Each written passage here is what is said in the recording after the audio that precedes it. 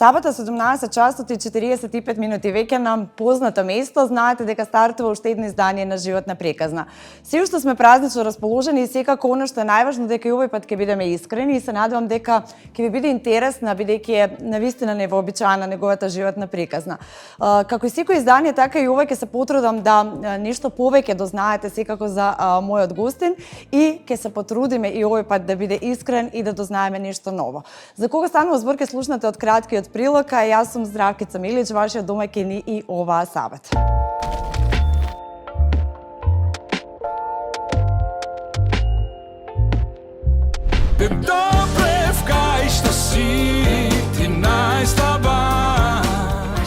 Роден во Скопје, борец по карактер, успешен по дело. Човек со повеќе улоги во животот. Пејач со препознатлив глас, татко посветен на семејството, сопруг со силни вредности и брат кој знае што значи поддршка. Искрен, истрен и автентичен, со животна приказна што инспирира. Гостин оваа сабота во Животна приказна Павле Камиловски.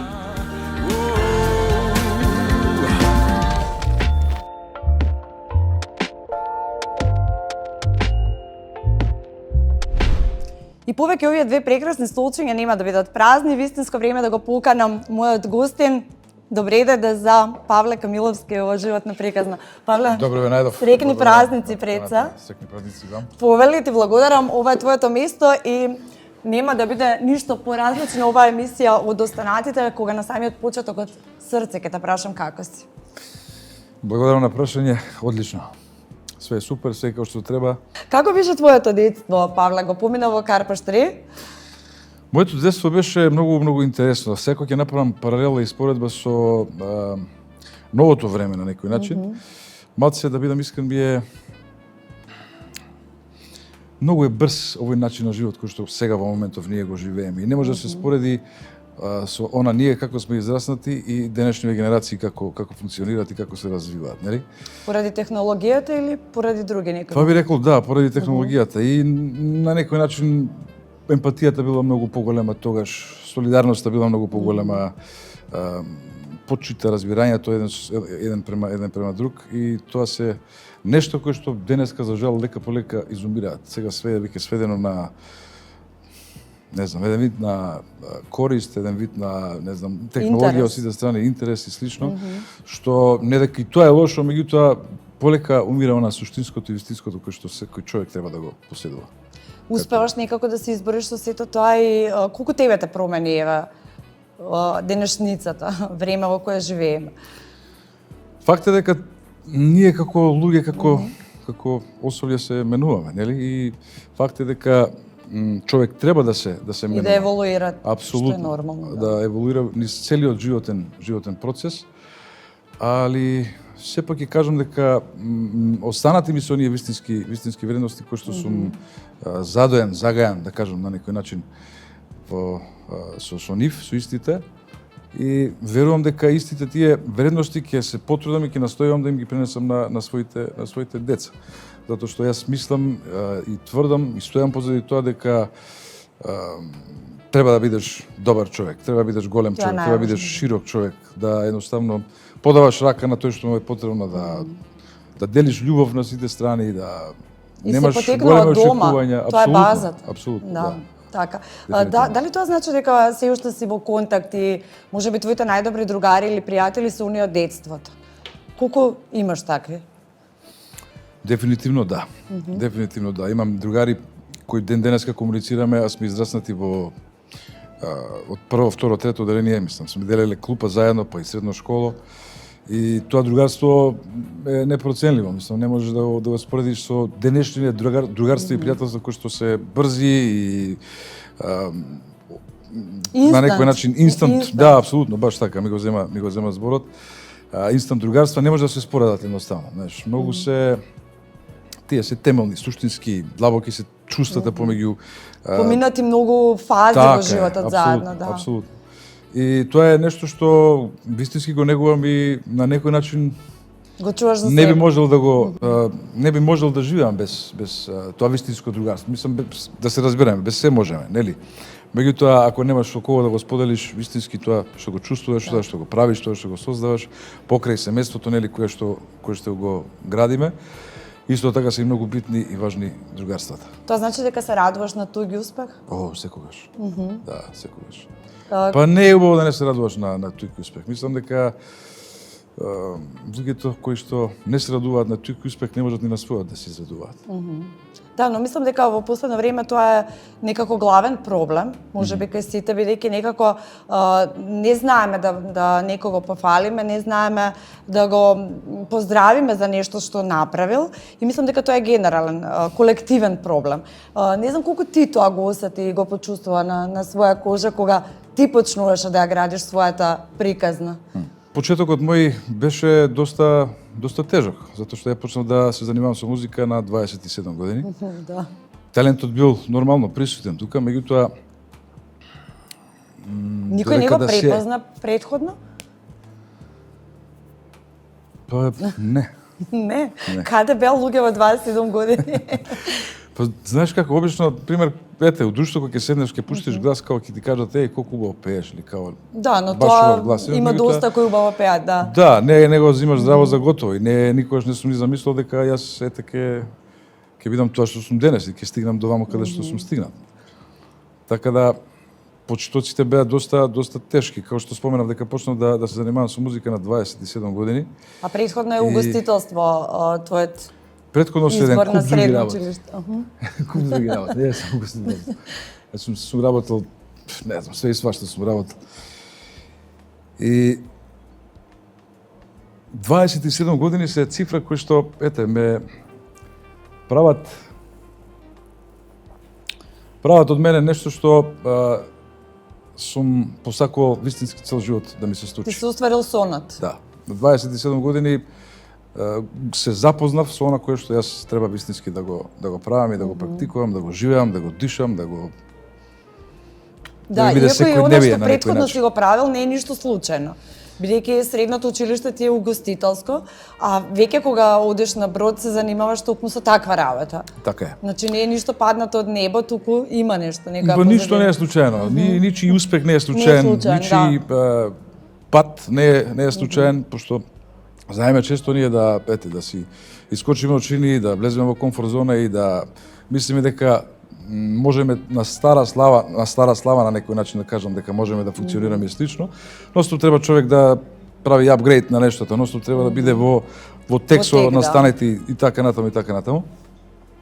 Али што беше на другото прашање што ме праша? Угостителство, после што дали беше првиот хонорар заработен како келнер? Мојот прв хонорар беше заработен на мои 15 години. Прва година средно. Прва година средно, од прва година средно јас заработувам. Од прва година средно се трудам за самиот себе на некој начин и можам да кажам... Веќе стаж за пензија. Од 15. Да. Али се сеќавам, тоа беше, идев во средно школа и после средно школа, после часовите од кога завршува, работев во едно кафуле во Карпуш 3. Како се викаше? Могу заборев името. Диабло. Диабло, се сеќавам, да. Се сеќавам дури на собственикот. Да. На Диабло. Да. Тоа беше кафе шема. Или после школа, да. Работев како шанкер, правев кафиња. И од време на време и хонорарно работев во неколку хотели на коктели. Така да, амбицијата за успех ми е од многу мал. И сепак имам наследено доста и од моите родители. Тоа сакам да кажам, тие беа иницијатор или беше... Не, тоа све на своја рака и на своја иницијатива, затоа што, па ти кажам, можеби ситуацијата во животот ме довела во даден момент да јас треба да почнам да работам на 15 години. Тоа значи дека потекнаш од некој скромно семејство? Па, не би рекол дека потекнувам од скромно семејство, меѓутоа сме имале своји предизвици како фамилија, како семејство, како и секој еден човек и секоја една фамилија со која што се соочувала со предизвици. Меѓутоа во тој даден момент од животот јас сум сакал, едноставно, не сум сакал да се препуштам на ситуацијата, кај таква е ситуацијата и се да седиме со скрстени раце, меѓутоа... И тоа е тоа, да. Да. На мои 15 години сум завиткал ракави, сум учил средна школа и сум заработувал за Почел да заработуваш джепарлак, за себе, на да. некој начин, да. За да можам да си дозволам да, не знам, си купам некој парче гардероба, да можам да отидам до школа, да можам Да излезеш на пијачка со да нека искочиш девојка. на дейт, тогаш Да. истично да ја почестиш девојката, пошто тоа е нели многу битно како машко први дейт. Да. Да почестиш пијачка. Така да, моето детство е доста интересно. Вау, сега ме наврати многу години, многу време на нас, да знаеш, и сега ми доаѓаат со онака слики. Што оно што прво ти текнува на тој период што ти недостасува некогаш и дали би го изодел истиот пат? Нешто би променил или би останало исто? Кога би можел?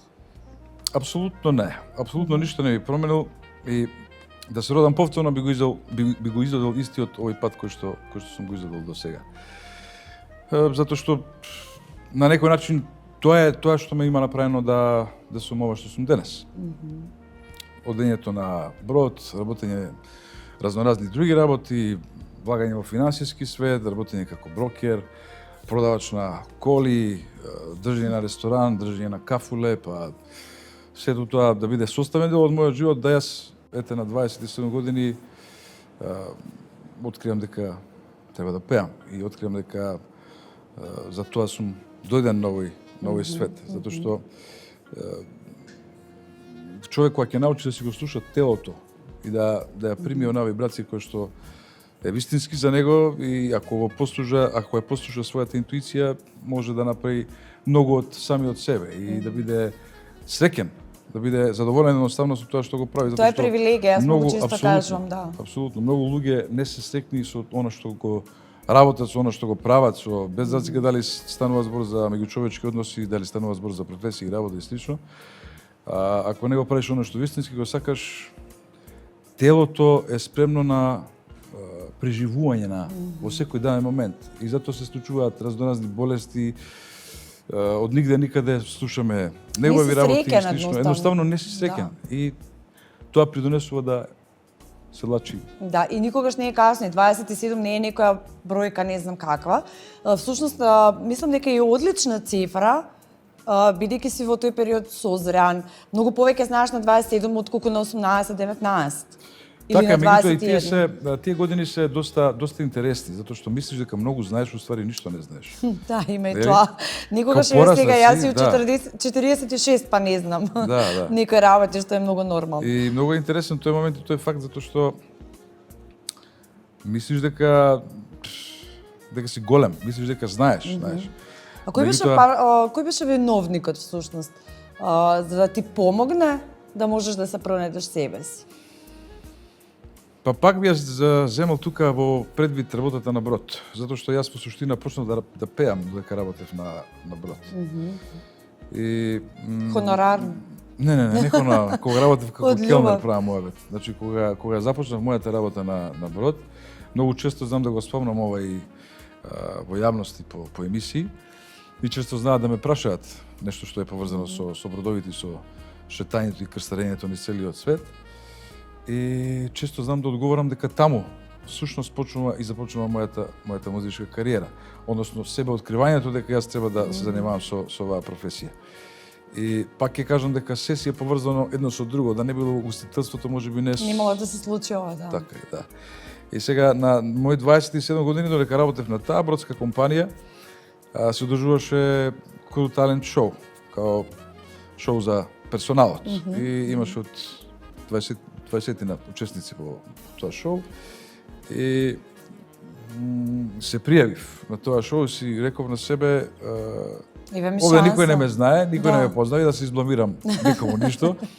Пошто нели на старт цело време се плашиме ние од неуспехот, цело време пред очи ни е неуспехот. Што ако паднам, што ако се лизнам и слично, а што ако ги рашириш крилјата и почнеш да леташ? Да. Никогаш не сме се прашале, односно многу ретко се прашуваме, нели? И тогаш дојде тој момент на себе откривање за што сум јас, зашто сум дојден јас на овој свет. И пред да почне шоуто, си ветив на себе си, ако победам на ова шоу, тоа ќе ми биде знак дека јас треба да направам нешто повеќе во однос на мојата приказна, односно во однос на моето пење. И тоа и се случи. Победив на тоа шоу. Со која песна, Павле? Тогаш ја пеев аријата Не сум дорма. Меѓутоа, мислам дека бил пресуден ентузијазмот и енергијата што имам пренесено него ли моето пење тогаш, затоа што сега кога се слушнам од оваа станца како сум пеел, Па сега добро. кој е ова момче така. Како сум победила? Па има зашто. Се шегувам, Нели? да. Се шегувам. Има зашто. Кога се врати од брод, ти се менува животот потполно. Да. Беше ли тежок тој период? Почуваш се од ново, не си со години тука, поинаков живот. Да. Види, кога се вратив од брод, јас пак продолжив да работам разноразни работи, да се издржувам финансиски, а при тоа почнав и да го школувам гласот. Во моја музичка кариера до сега бројам 8 професори за кои што сум соработувал. Мастер часови во Париз, мислам, тоа е една инвестиција во самиот Во себе себе, кој што имам направено и кој што била дел од мојот музички пат кој што сум го одел. Се разбира, без нивната едукација исто така немаше да видам дека кај што сум сега. Така да за да се издржувам себе си финансиски, а да можам и да плаќам при тоа, нели, часови, да можам и да терам нормален живот. Мораше да работиш уште. Морав и да работам, да. Тогаш станав директор на Македонско село, ако памтиш. Секако, Да. да. И тоа ми беше еден вид на круна на мојата угостителска кариера, на некој начин, и достигнување од келнер по бродови, од менаџер, па да стигнам до да бидам директор на голем комплекс, да водам под мене 100 души, да се грижам за тие 100 души и слично. И се тоа искуство и тој сегмент сепак ми требало да ми се случи затоа што знаеш, многу често ние луѓето се соочуваме со одреден тип на стравови кои што не сме свесни, а не сакаме да ги признаеме, а при тоа не сакаме да работиме на истите тие стравови. И само се плашиме од повлекуваме. неуспех. Токму е тоа, главниот проблем. Тоа е да. тоа, главниот проблем. Например, јас имав неверојатен проблем и страв да говорам во јавност. Меѓутоа, знаеш како, се што си доаѓа, сите професии, сите работи кои што сум ги правил и кои што сум ги работел, придонале да едноставно, нели, Се да се сложат пуштиш во куцките, комуникација, да можеш да комуницираш, па да зборуваш и јавно, па знаеш и да едноставно бидеш да искочи на вистинското од тебе. Да продолжам со приказната на мојата гостителска кариера. Од кога заврши таа приказна во Македонско село, заминав во Мериот да бидам менаџер. Исто тогаш беше тазе отворен. Значи уште една скала погоре. Уште една скала погоре, така е. И на мои 33 години дадов отказ. И сега луѓето ме правеа дека не ми е добро у главата. Вика, имаш ли памет као оставаш токава плата, еден куп бенефиции што ги има компанијата што може да ти ги додели како бенефит од твоја страна, знаеш. И ја викам, дечки, ја едноставно си го слушам своето срце и да сгрешам и да изгорам, знам дека нема да ми биде криво кога ќе станам, кога ќе се свртам на мои 60 години и кога ќе се прашам себе си како не пробав, затоа што тогаш Да. жалењето е многу поболно него ли сега, знаеш. Сега можеш да промениш нешто, тогаш не. Така е, апсолутно. И така над мои 33 години дав отказ од стабилна работа, на некој начин, кај нас, нели, стабилна работа, Добро, да. нели? Имаш здравствено, ти тече стаж, да. И одлучив да се посветам максимално на музиката.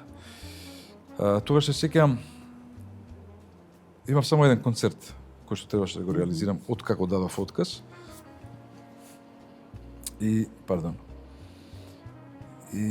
се сеќавам дека после тоа цела година немав никаков настап, ни еден настап. И си викам, Боже, пази, види што ми се Те случува. фати паника, да. Пази што ми се случува. Се тест од Господ. Ајде да видиме дали си ти спремен за оваа работа и да видиме дали вистински сакаш да ја правиш. Можеш да го правиш тоа, да. Да. Меѓутоа, знаеш како, рибарите кога седат на обала и кога времето не е добро, они ја виткаат мрежата, ја поправаат мрежата за кога ќе се, нели, стабилизира самото време, да можат да ја фрлат мрежата, а да биде секако што треба за одново да им дојде плодот на некој начин.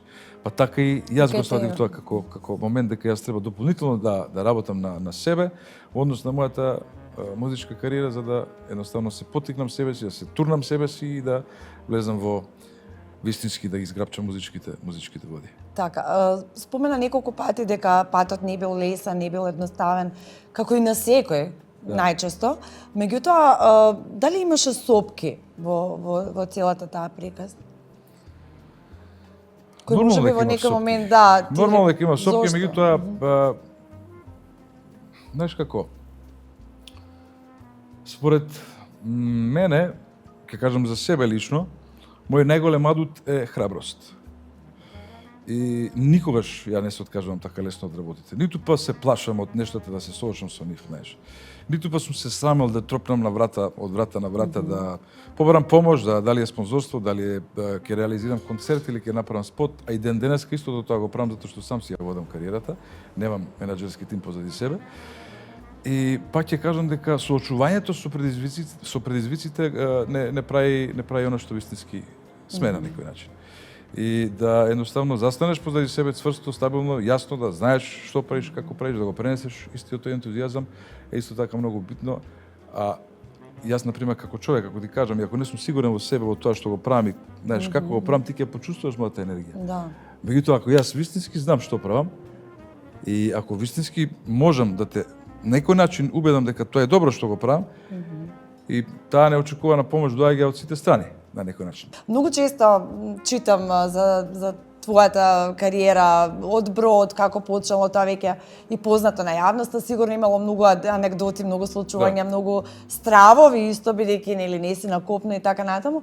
Меѓутоа фасцинантно е оно што ми го кажа дека се заминал на Брод, а не се знал добро англиски јазик. И тоа ми е навистина фасцинантно. Тоа е храброст, дефинитивно, и за колку време го научи. Мислам, дали желбата беше толку јака што ета за кратко време го научи. Ќе споделам после една анегдота поврзана со музиката, па ти ќе процениш дали е храброст или или лудост. Да. Види, да, тогаш се сеќавам, направив не би се верува како и го помина воопшто интервјуто за работа тогаш на Брод, затоа што знаев баш 100 збора англиски да ги врглам у круг истите тие зборови, знаеш. И очигледно е ентузијазмот и желбата и поривот за грабање, за успех, за што го дае била.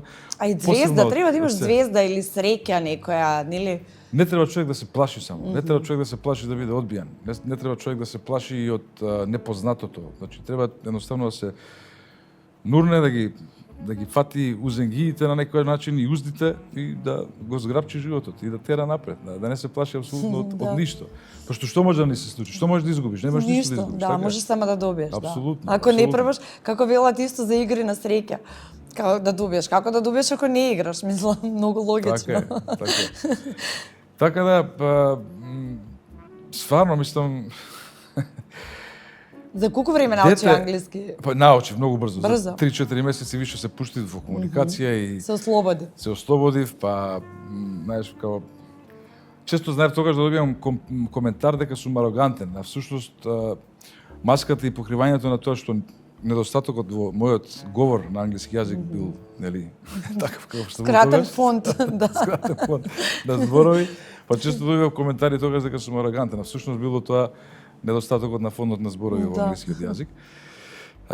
Така да, не знам, едноставно, пак ќе кажам, пак ќе се навратам на желбата за нови работи во животот да ни се случат, биле многу појаки него ли тие 100 збора на англиски кои што сум се рекол сам на себе, окей, идам, ќе го поминам интервјуто. Како ќе го поминам интервјуто, не знам. Меѓутоа јас знам дека на тој Брод ќе се качам и дека ќе работам и дека ќе научам многу нешто и многу работа. Так.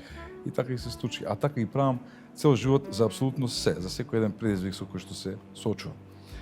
Сега се навратам на онаа анегдота која што која што ти ја спомнав за музиката. Се сеќавам мој трет настап во живот, значи воопшто трет настап.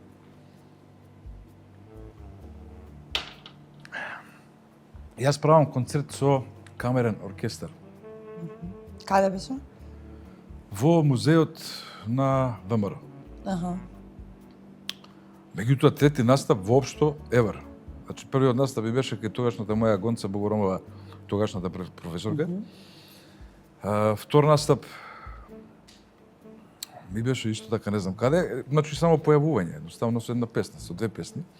И третиот настав воопшто, јас правам концерт со камерен оркестар, каде што не знам апсолутно ништо за музика, не знам апсолутно ништо што се случува околу мене, ниту па сум пел на матрица, ниту знам што треба да правам, ниту знам што треба да следам, знаеш.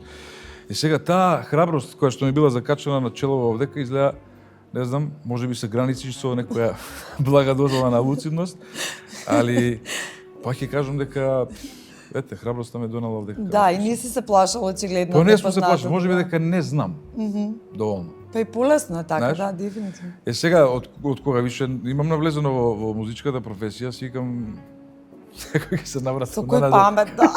Имам ли памет, што се правил човеч и каде сум били, па се биле професионалци околу мене. Мислам, луѓе кои што посветиле години, децении на инструмент, на диригирање, на слично и сега од нигде никаде се појавам, кој е се овој фрајер дека што сака концерт да прави, нит го знаеме, нит го познаваме, си кајде, окей. Али за тоа фраеров пее и тоа е тоа тенор, да.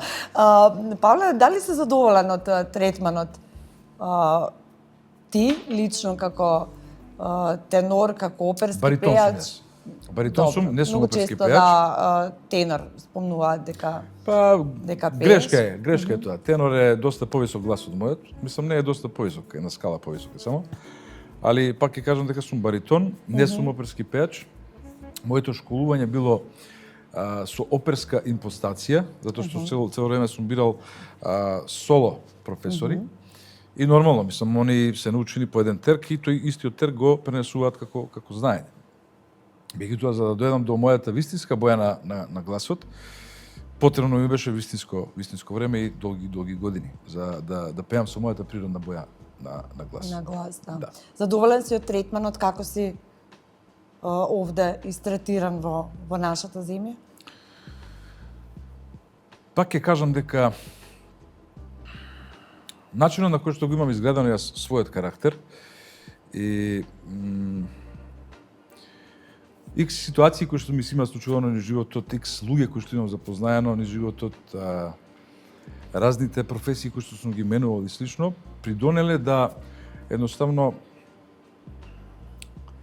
да бидам само критичен, меѓутоа третманот кој што ќе го добивам сум апсолутно заслужен јас, како ти мене ќе ми истретираш.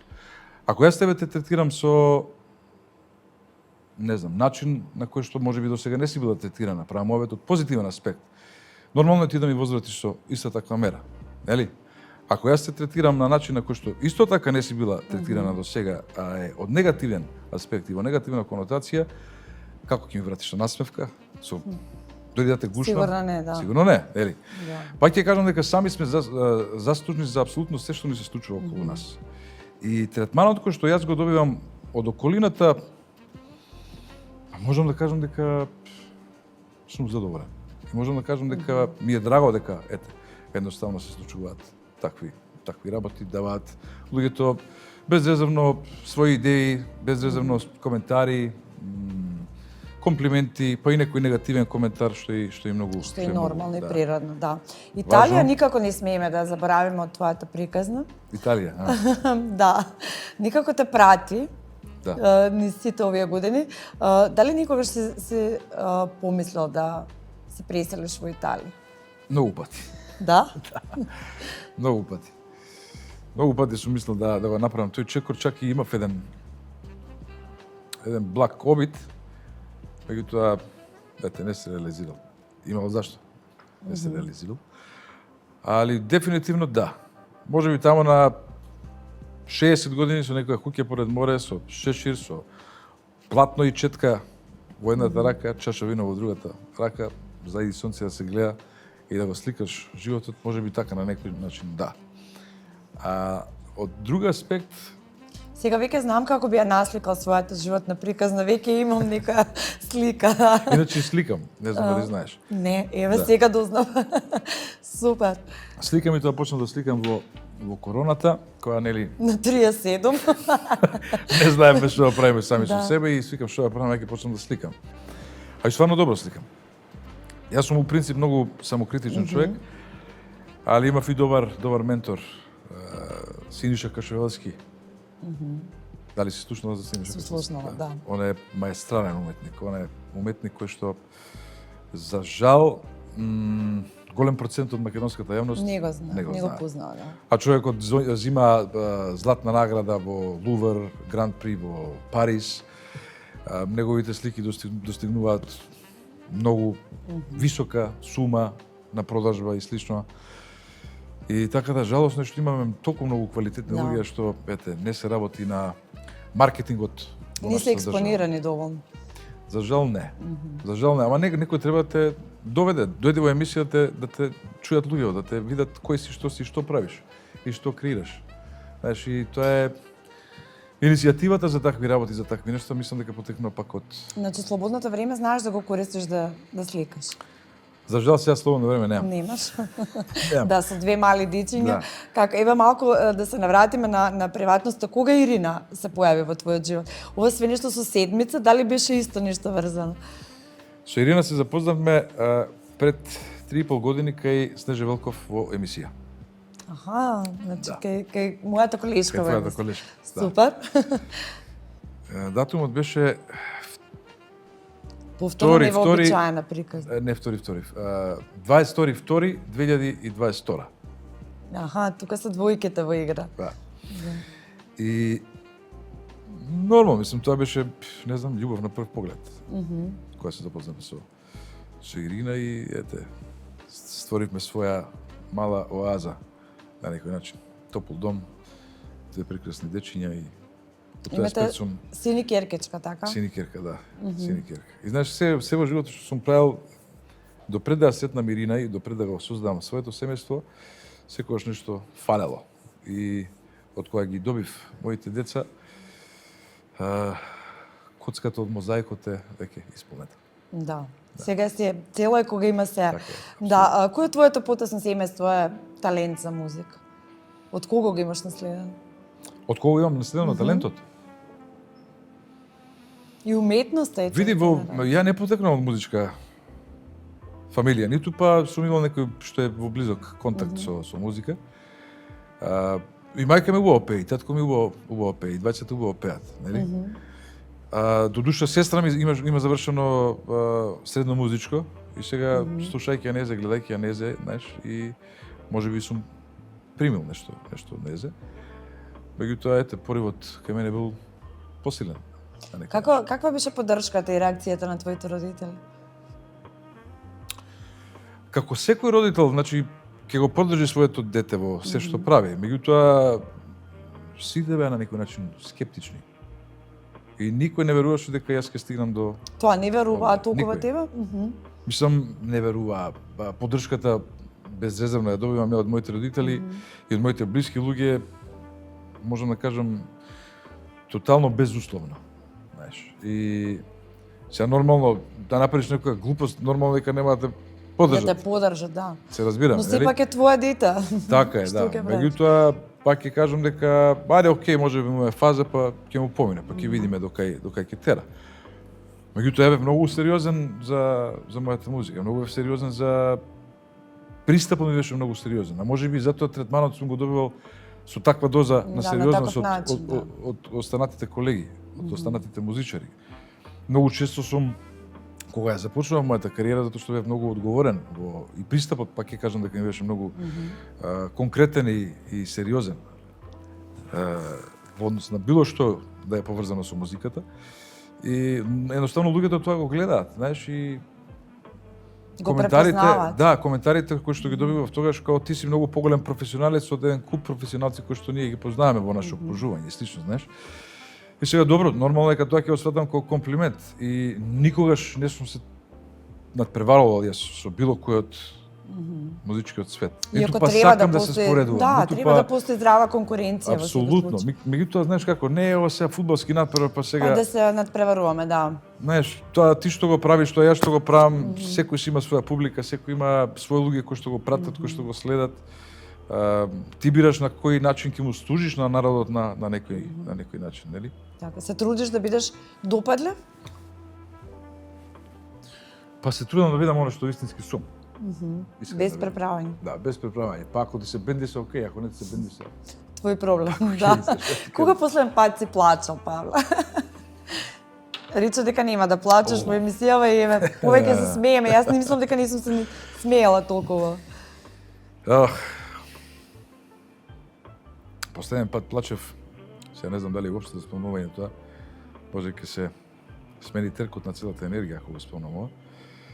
Но последен пат плачев кога си заминаа дел од колегите од која се случи на стриката. Кочен. Со Сара бевме многу блиски, патечкиот вокал, Сара Прекоска.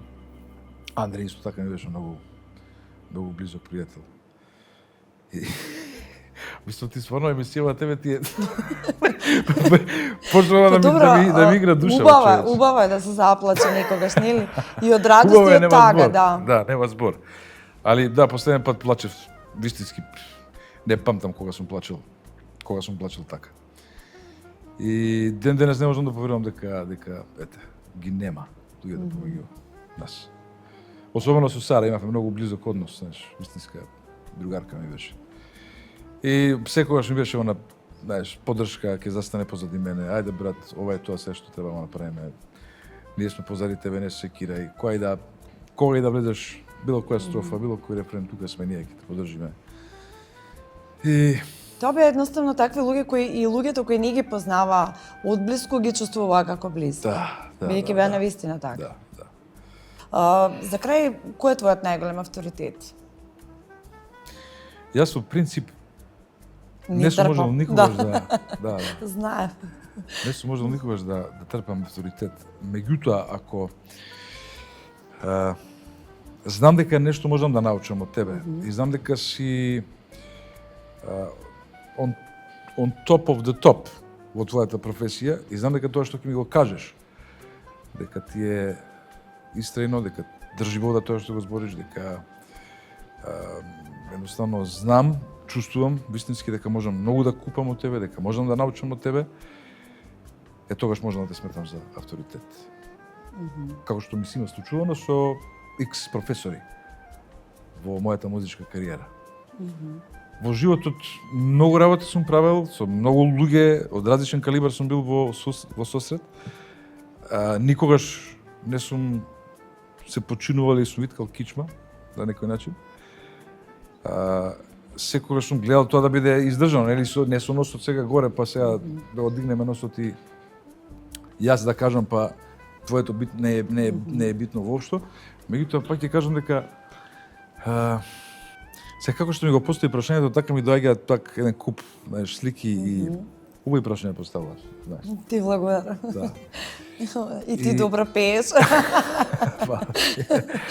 Фала ти. Меѓутоа, како авторитет би го, да не должам многу и да не филозофирам, ќе го издвојам еден од професорите кој што вистински доста научив од него. И него сум го сметал единствено како авторитет во мојата музичка кариера, а додека растев, мојот татко. Тоа негде ми беше природно и очекував дека ќе го кажеш, да. Павле, за жал, времето... Толку помина? Да, толку брзо ни помина. Искрено ми беше пријатно во твое друштво. Благодарам. Интересна, навистина, твојата животна приказна, поразлична и се надам дека слушнаа гледачите нешто што досега не можеле да го изгуглаат за тебе или не го слушнале негде.